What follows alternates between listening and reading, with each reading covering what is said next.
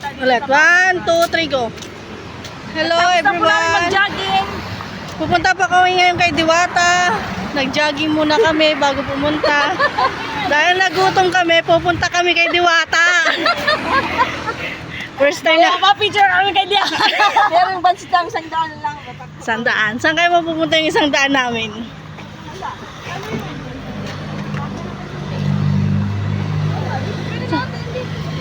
Saan ba? Hindi namin alam yung entrance. Uy, vendor, number 67. Oh. Pwede na, doon yata yun. Butusan natin, butusin. Ano Tagalog nun? Ano Tagalog nun? Iboto. Iboto natin. Iboto. Iboto. Ayun, oh. Kung kababayan kaya natin yan. Ay, ikaw. Oh, di maray din. Ayun.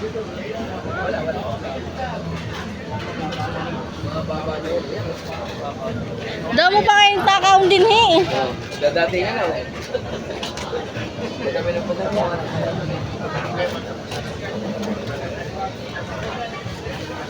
Ayun na po.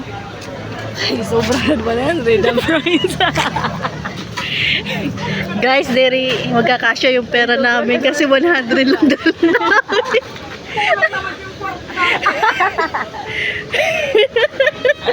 Basta may. Ano po, Gcash? Ano dito? Pwede mag-anong Gcash? Pwede naman nata dyan Gcash. Ayun na, pwede Gcash. Eh, wala nga. Kulang nga. Diyan, nagbayad.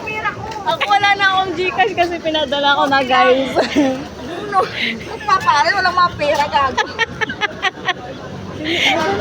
Ganun ka guys. Ayan si Diwata, guys. Nandito si Duwata. Nandiyan si Diwata. Picture tayo. Magpa-picture tayo.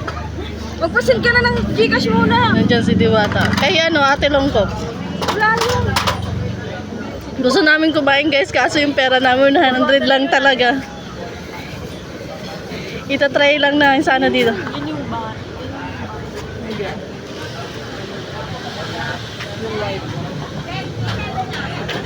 Saan ba yun?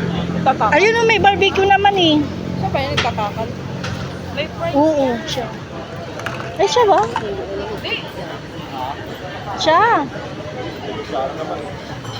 Siya ba yan? Yan. Ay, hindi.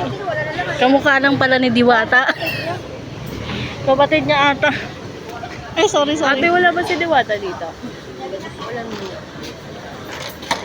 Yun yun, no.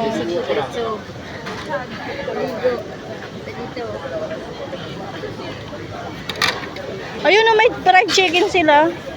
Kaso, 140. 140 only rice na. Paano pag hindi only rice? Bawas? Magkano?